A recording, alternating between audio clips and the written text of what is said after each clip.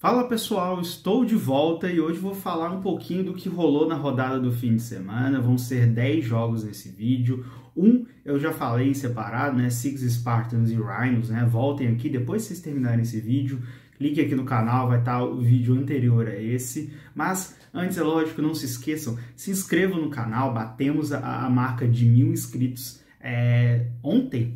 E vamos continuar crescendo, alcançando cada dia mais pessoas. Tem muita gente nova chegando, os vídeos estão começando a ter mais visualizações, então eu conto com vocês, curtam, divulguem o canal também para a galera do seu time, para sua família, para a galera seguir aqui e acompanhar o que eu tenho publicado aqui. E vem bastante coisa por aí ainda, espero melhorar cada dia mais esse conteúdo.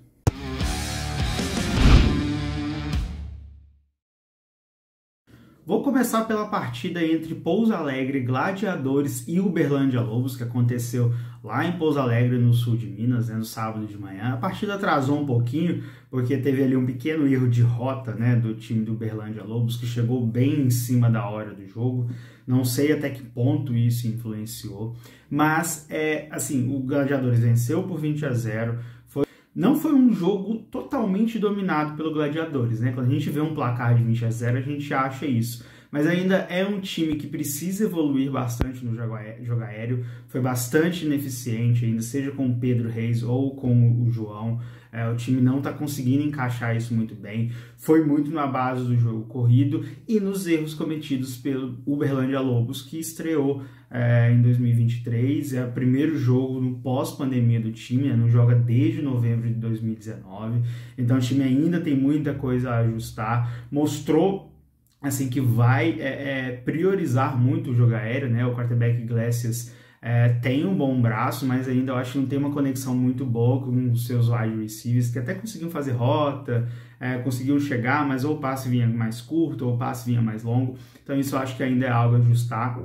Ele foi interceptado 3 vezes pelo Davidson dos Santos, né, que, se eu não me engano, é um dos jogadores que vieram do Nova Serrana Forgets. Uma dessas interceptações foi para touchdown, né, foi, assim, sem dúvidas, o grande destaque do jogo, né, 3 interceptações numa partida não é algo muito comum, mas, no geral, foi um jogo, assim, de muitos erros. Os dois times erraram bastante, se não me engano, foram 3 field goals desperdiçados, 2 pelo Gladiadores e 1 pelo Uberlândia. Muitos fumbles também, né? Os times errando bastante, próximo às red zones, então acabou que tivemos muitas chances próximo ali para marcar o touchdown, mas a ineficiência foi bem grande. Teve um passe do Pedro Reis para touchdown, teve o touchdown corrido, bem no comecinho da partida, no primeiro drive, mas no geral foi um jogo de duas equipes que ainda precisa evoluir muito. Eu esperava um pouco mais do Gladiadores nessa segunda partida, não consegui ver muita coisa ofensivamente, né? Rendeu um pouco melhor porque pegou um time que também está em fase de reconstrução, né? Um time que está jogando pela primeira vez depois de quase 3 anos sem jogar. Então era até natural que o Gladiadores vencesse, mas eu esperava uma apresentação melhor. Pela Taça Brasil, o União da Serra derrotou o Flamengo Imperadores, se classificou para o final da competição e agora aguarda quem vai ser seu adversário, Rio Preto Wilders ou Cruzeiro FA. Essa definição sai agora no sábado, né, com transmissão ao vivo lá no YouTube da 98 FM. Eu vou estar lá fazendo estatísticas ao vivo também, criando ali um conteúdinho para mostrar aqui para vocês depois. Mas foi um jogo que as defesas dominaram, né? Ofensivamente, nenhum dos dois times foi tão bem. O Flamengo teve assim um desenvolvimento melhor, teve o triplo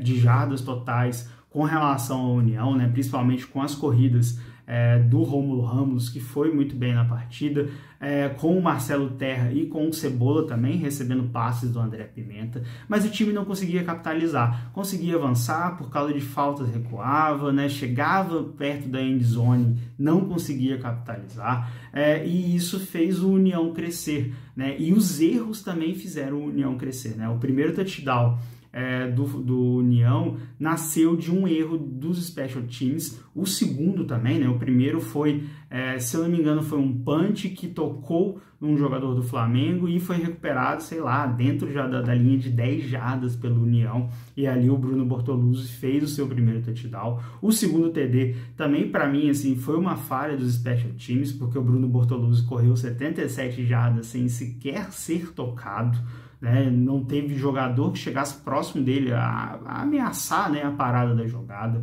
Então, os dois times ofensivamente não mostraram muito, só que o Flamengo errou muito nos times especiais, e isso foi crucial para a partida.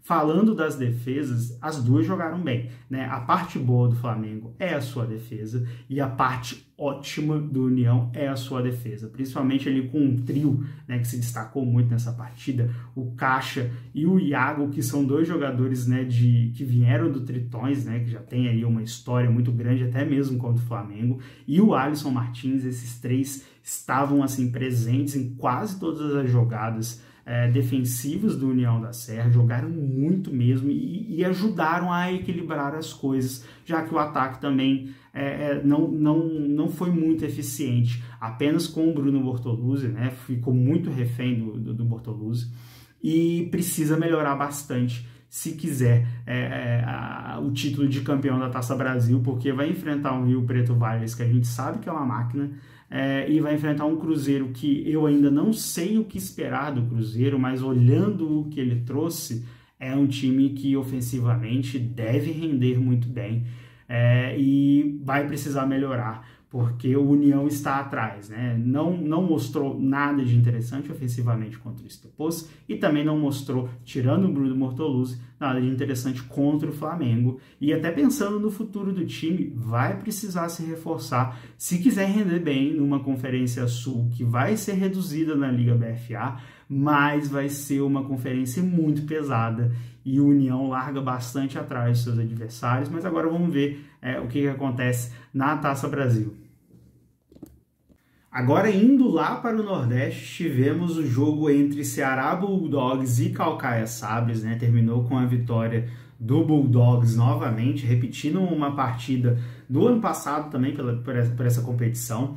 E a partida não foi tão diferente, pelo menos no aspecto clima, né? Ano passado a chuva atrapalhou muito a partida, o campo virou um lamaçal. Eu até falei que isso atrapalhou muito, né? Fez a partida assim, quase sem técnica nenhuma, né? Foi muito mais esforço do que técnica. E eu até até fiquei meio puto que no começo do jogo choveu de novo, ao longo do jogo choveu algumas vezes, só que dessa vez o campo aguentou, né? Era um campo de um estádio municipal lá em Caucaia, um campo melhor, o campo aguentou, não teve aquele lamaçal inteiro, mas ainda assim a chuva atrapalhou bastante, principalmente o jogo aéreo, de dois times que, independente da vitória do Bulldogs, mostrou que os dois precisam evoluir muito, né? São times ainda muito embrionários, dois times que ainda precisam de técnica para os jogadores, precisam de mais rodagem, mais bagagem, mais, às vezes, até mesmo o lado físico, né? Um jogo mais lento, um jogo menos pegado, né? Tirando algumas jogadas aqui e ali. E uma partida muito faltosa. O Caucaia, principalmente, ele foi muito prejudicado por suas próprias faltas, né? Tiveram TDs anulados, tiveram grandes avanços anulados, são coisas técnicas que o time tem que prestar atenção, tem que usar essa derrota como ali um videotape para ensinar de fato, não faça isso, não faça aquilo, né, corrigir essa rota. Ainda ambos têm um jogo aéreo bastante ineficiente, o jogo corrido um pouco mais interessante, mas assim, não dá para extrair muita coisa de um jogo como esse, dois times em desenvolvimento, né, dois times até jovens, se a gente for olhar para outros times do Nordeste, tem muito ainda a avançar, e me preocupa o Ceará Sabres, o Caucaia Sabres, desculpa, estar na BFA, vai entrar com um nível muito abaixo dos demais, e isso é bastante preocupante para o segundo semestre, e vamos ver se o time consegue evoluir, né? Porque eles dois vão se enfrentar novamente, né, pela primeira fase da Copa Nordeste, agora só muda o mando, né? Agora o Ceará Bulldogs vai ter o mando de campo. Vamos ver se a gente consegue ver um jogo num clima mais agradável para quem está jogando, né? Que também ajude mais o jogo aéreo e que esses times possam mostrar algum tipo de evolução. Continuando na Copa Nordeste, tivemos um clássico, né? O Santa Cruz Pirates contra o Recife Mariners, mas aqui vale dizer que o Mariners é o time de desenvolvimento, não é o time principal, apesar de ter algumas peças de lá, e o Pirates é o time de desenvolvimento do Pernambuco Imortais, né, que vale o mesmo, vai ter algumas peças que estavam nesse time que vão estar lá no segundo semestre no time principal.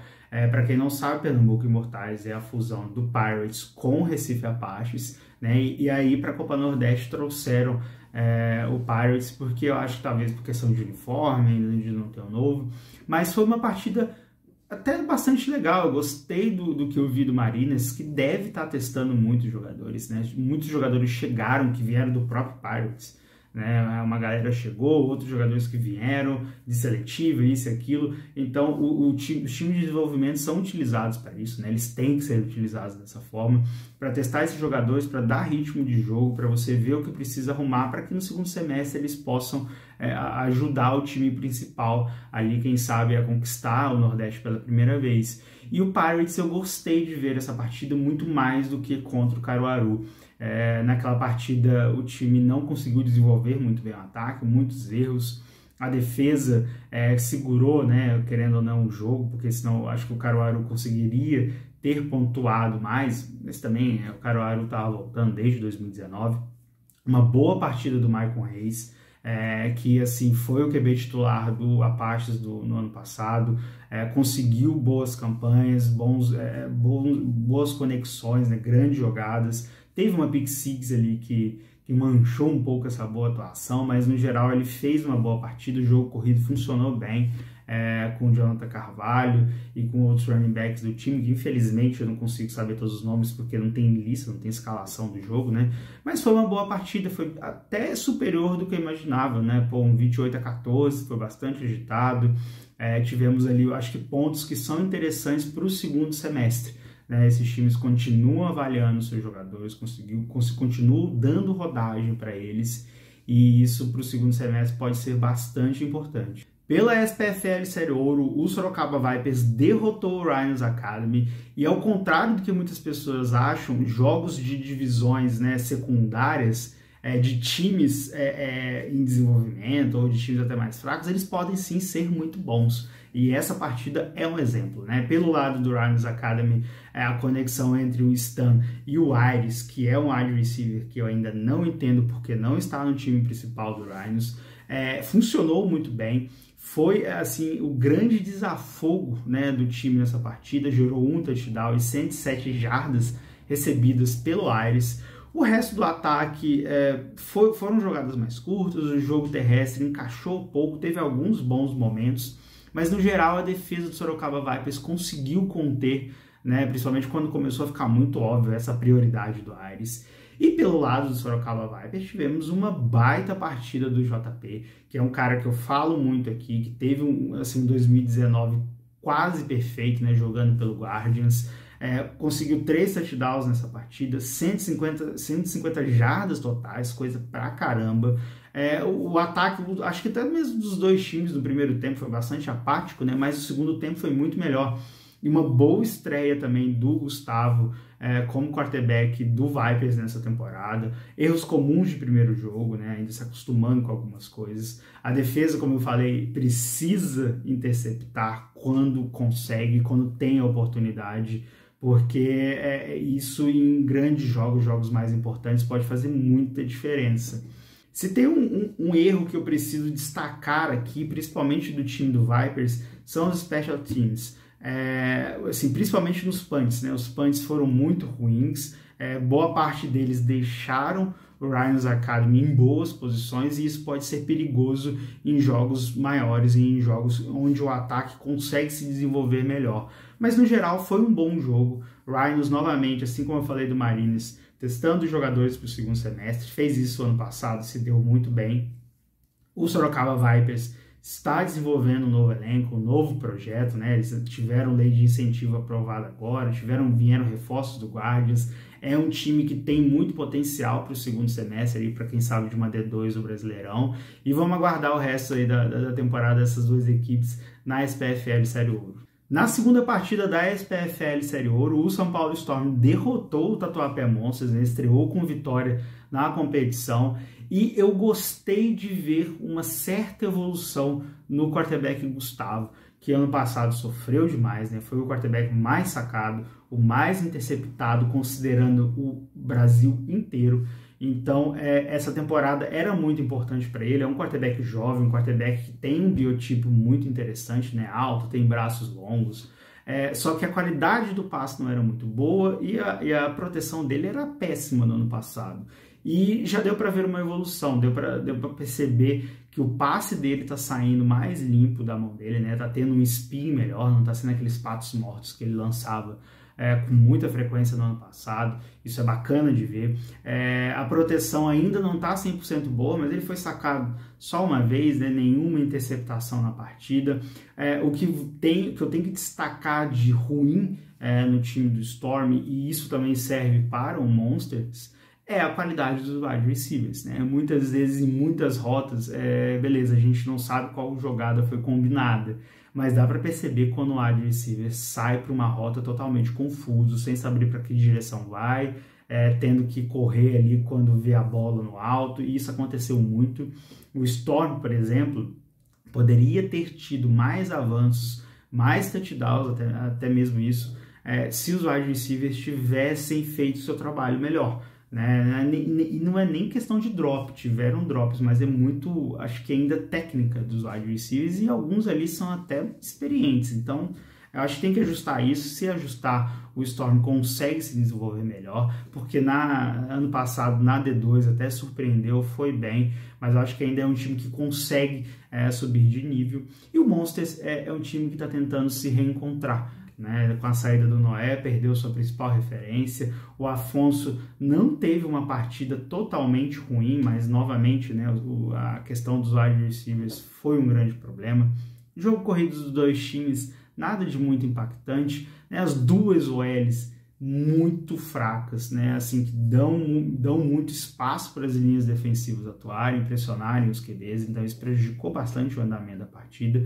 Mas é uma boa estreia para o Storm, né, que o importante é vencer. O time venceu, precisa agora olhar com bastante atenção para esses problemas, para que na próxima partida consiga corrigir e melhorar ainda mais. Pela SPFL Série Prata, que é a terceira divisão da competição, o Guarás venceu a Ponte Preta Gorilas por 40-0. E, assim, do Gorilas não dá para falar muita coisa, né? O ataque não conseguiu se desenvolver, a defesa não conseguiu parar o jogo corrido do Guarás e muito menos o jogo aéreo. Então foi uma partida de um time de fato que é um time de desenvolvimento, né? Tá nessa terceira divisão, a prata é para times mais jovens que estão buscando se redesenvolver, que é o caso do Gorilas, né? Que pouco tem a ver com aquele time, né, de 2016, 2017, né, que tinha Casey Frost, uma galera muito boa. É um time em reconstrução, só que é muito diferente do Guarás. O Guarás, apesar de estar nessa terceira divisão, ele tem uma organização, ele tem um plantel que poderia facilmente estar na Ouro, né? Poderia estar ali na segunda divisão. Tem bons jogadores, tem uma boa estrutura. Teve uma boa partida do quarterback Taveira, né? Que teve ali 86 jardas passadas, 2 passes para touchdowns, 8 de 18 passes, 8 de 12 passes completos, né? E um rate de 127, uma ótima partida, né? Um QB não precisa ter 300 jardas para a gente falar que foi uma boa partida, né? Ele não sofreu interceptação, não sofreu fumble, não prejudicou o andamento do ataque. O jogo aéreo funcionou muito bem, principalmente com o Otávio Reolon, né, que é ali o seu grande alvo nos últimos tempos. Foram 4 targets, 3 recepções, 41 jardas recebidas e 2 touchdowns. É um jogador bastante talentoso. O jogo corrido funcionou muito bem, né? O Felipe, que eu até conversei com ele hoje mais cedo, ele tá voltando de contusão, teve uma costela quebrada e ainda assim jogando, segundo ele, limitado, né? Foram 8 corridas para 123 jardas e 1 TD, uma baita de uma atuação para alguém que está limitado. A defesa jogou muito bem, né? Não deu sossego para os quarterbacks do Gorilas, foram 5 sacks. Realmente, eu perdi as contas de quantos fumbles foram forçados pelo time, né? Alguns não foram recuperados, mas foram muitos fumbles forçados. E destaque ali para o DL, né? Para o Rodrigo Jordão, que teve 2 sacks no quarterback do Gorilas. é uma boa apresentação do Guarás, que estreia muito bem, é um time pouco conhecido, um time que está em evolução, né, ali no interior de São Paulo, tem apenas 1 ano de história, né, um time que já tem uma estrutura melhor do que boa parte do FABR, até mesmo do que o time que está aí se gabando de estar na elite nacional. E parabéns, e que continue assim, né? Um time que está se desenvolvendo, quer se desenvolver mais, e certeza que daqui a alguns anos vai estar níveis acima. Para finalizar a SPFL, tivemos a vitória do Moura Lacerda Dragons contra o Vikings, né? Partida válida pela série Diamante, e eu admito que eu esperava um pouco mais do Dragons ofensivamente. O time enfrentou o Vikings, que mostrou ter muitas dificuldades contra o jogo aéreo, né? Aconteceu isso, deu para ver bastante isso contra o Rhinos. E o Renato Rezende não fez uma boa partida, acertou apenas 1/3 dos seus passes. Teve uma interceptação, beleza, teve 2 passes para touchdowns, ok. Mas a conexão dele só funcionou quando era com o Klaus e com o Vinícius Marçal, né? O Klaus finalizou a partida com 100 jardas recebidas e o Marçal com 75, né? Foram apenas 7 passes completos a partida inteira de 18 tentados, então é um número bastante baixo para um time que tem um potencial tão grande, que tem um corpo de recebedores tão capacitado como o do Dragons, né? E que enfrentou uma secundária que falha bastante. Então, esperava mais desse ataque, espero ver nos próximos jogos, né? O Tortorella teve mais uma boa partida. O time consegue variar bem as jogadas, mas precisa, eu acho que, de um desenvolvimento aéreo melhor do que a gente viu nessa partida contra o Vikings. Defensivamente, não tenho muito o que criticar o Dragons, né? O time funcionou muito bem, anulou por completo o ataque do Vikings, né? Foram 4 interceptações, 2 do André Novato, uma do Sérgio de Paula, outra do Aruê, 2 touchdowns, né, defensivos, né, um do Novato e outro do Sérgio. Sufocou por completo o time do Vikings, que não dá para aproveitar muita coisa dessa partida, para ser bem sincero, né? Foram muitos erros, muitas faltas. E a OL abrindo sempre para os DLs pressionarem os seus QBs, então o time estava sempre em posições muito complicadas para conseguir avanços, né? Tanto o Fiore como o Henrique Hamel não conseguiram mostrar um bom trabalho, e isso infelizmente, né, é um time que eu esperava mais nesse ano, mas nada funcionou nessa partida, e no caso do lado ofensivo é mérito total da defesa do Dragons, que é uma baita de uma defesa e que, ao contrário do ataque, fez o que tem que fazer, que é pressionar um time de qualidade inferior à sua, de não deixar ele.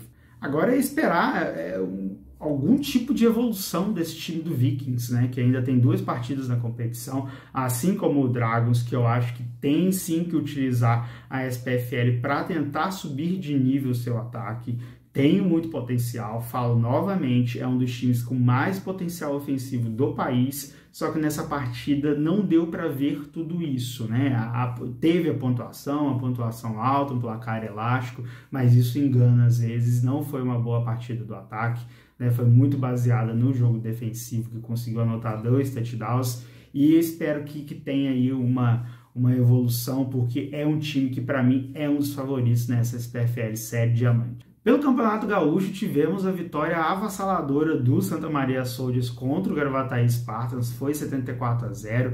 Essa é uma situação que num campeonato nacional eu reclamaria, mas no estadual, se não tiver esse tipo de jogo, se não tiver duelos de times muito fortes contra times mais jovens, esses torneios não vão existir, né? Não é todo estado que consegue fazer o que a SPFL faz, que é dividir os times em um nível mais próximo um do outro, né? Então, infelizmente, isso ainda vai acontecer muito em estaduais, como a gente viu com o Croco, por exemplo, né? Então, nesse momento é até comum, mas em nacionais eu não perdoo, é algo assim inaceitável numa elite de nacional, um duelo assim como esse acontecer, entendeu? Mas foi mais um show, né, do Douglas Rodrigues, que pela 6ª vez na sua carreira conseguiu passar para mais de 5 touchdowns. Ele é o quarterback com o maior número de partidas, né? É o líder nesse ranking que eu mesmo criei no ano passado, no levantamento que eu fiz, foi bastante complicado de fazer, mas eu consegui. Ele conseguiu distribuir bem o jogo, foram no total 7 recebedores, né, que ele buscou como alvo, que fizeram recepções, né, destaque ali para o Augusto Knapp e para o Nicolas Pipe, né, mas uma boa partida ofensiva de um time que está se reacostumando com um novo esquema tático, de uma nova comissão técnica, né, o time investiu muito na sua comissão técnica, basicamente toda mexicana, e o time está se preocupando com isso para tentar no segundo semestre, quem sabe aí bater de frente com o T-Rex, né, já que ano passado foi assim, um duelo terrível para os Soldiers. A defesa jogou pouco, até porque o time do Gravataí Spartans não ofereceu muito perigo, tirando ali as boas corridas do número 15, principalmente no começo da partida, a defesa não teve muito trabalho, né, o Daron que teve mais uma boa partida, né, com 3 tackles, Gabriel Neres com 2 for loss, 1 safety forçado, o Lucas jogou bem também, o Casley é uma boa presença ali no fundo, como sempre. É uma defesa que ainda não foi, acho que testada 100%, né? A gente vai ver isso mais para frente no Campeonato Gaúcho, principalmente quando enfrentar o Porto Alegre Pumpkins, mas foi uma partida impecável dos Soldiers em todos os sentidos, tá? Dentro de campo, fora, com uma transmissão maravilhosa, com uma divulgação, me falaram que o jogo em si, ao redor ali no estádio, estava muito bom para quem foi, o time está se reorganizando. Uma boa partida também do kicker Vinícius Marques, né, que entrou ali improvisado, acertou 5 extra points de 5 tentados, porque o Fabrício Santana sentiu uma contusão antes da partida, mas deve voltar já para a próxima. Mais uma partida de um time que é soberano no seu estado, e eu acho que dificilmente isso vai mudar no curto prazo. Ainda pelo Campeonato Gaúcho, e para finalizar o vídeo, tivemos a vitória do Porto Alegre Pumpkins contra o Erechim Coroados, que no começo da partida até me enganou, né? Teve um bom drive inicial, né, que finalizou num field goal. O quarterback Ibrahim conseguiu boas conexões com o Jack e com o Nathan, mas acabou que no resto da partida a defesa do Pumpkins, mesmo que ainda cedendo algumas boas jogadas para o Erechim Coroados, conseguiu evitar que o time conseguisse pontuar, né, conseguiu parar bem o ataque. E do outro lado, eu tive uma surpresa de ver o Nicolas do Canto em campo. Eu não esperava que ele retornasse tão rápido, né? O time também não fez questão de falar isso, né? O Nicolas passou por uma cirurgia muito bem sucedida, a recuperação dele foi ainda melhor, e ele voltou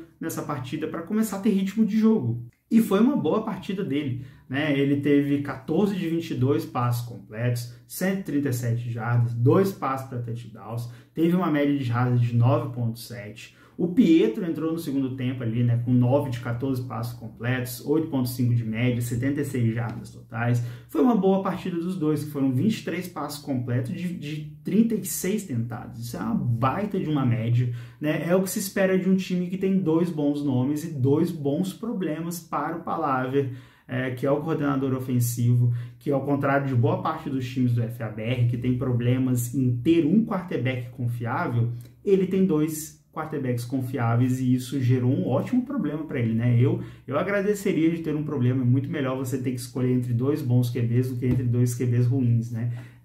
Boa sorte pro Palaver nessa, porque é uma escolha difícil, 2 jovens, 2 promessas assim enormes do FABR, e que assim conseguem mostrar trabalho, né? Os 2 passaram para 2 TDs, e os alvos ajudam bastante também, né? O corpo de recebedores do Pumpkins é muito bom, principalmente com o Theo Miguel, que é o seu principal alvo. O Hirt não apareceu tanto nessa partida, né? Eu acho que o Theo foi o grande foco, né, com 103 jardas recebidas, 11 targets e 8 recepções. Jogo corrido também funcionou muito bem, com o Emmanuel Cone correndo para 110 jardas em 7 corridas. O time conseguiu se desenvolver bem no ataque. O único problema foi a OL, mas o Palaver me falou que em boa parte dos snaps quem estava rodando eram OLs reservas, e isso é positivo, porque é bom você dar rodagem para essa galera em jogos em que você consegue fazer isso, né? Que você sabe que você não está enfrentando um adversário de um potencial tão alto.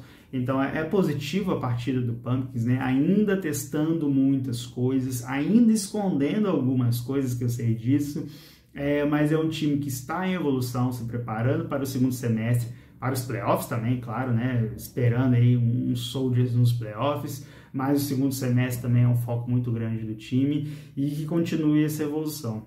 É isso, chegamos ao fim de mais um vídeo longo, 10 partidas, né, um vídeo abaixo de 30 minutos, estou me esforçando ao máximo para fazer um resumo que seja justo com essas partidas, né? Nem sempre dá para falar muita coisa, porque o vídeo não é muito bom, eu não tenho acesso às escalações, né? Às vezes não dá para fazer uma estatística bacaninha da partida para falar uma coisa, mas nós tentamos, eu tento conversar com o máximo de pessoas para conseguir mais informações, de alguns times mais, de outros times menos, mas é isso, espero que tenham gostado novamente. Já deixa um like aqui no vídeo, se inscreva também, compartilha com todo mundo, comenta aqui se vocês discordam da minha opinião, né? Não é só concordar, não é só dar parabéns, vocês podem discordar, fiquem à vontade, eu sou muito aberto a isso, posso ser um pouquinho sarcástico de vez em quando nas respostas, mas eu sou bastante aberto às críticas, né?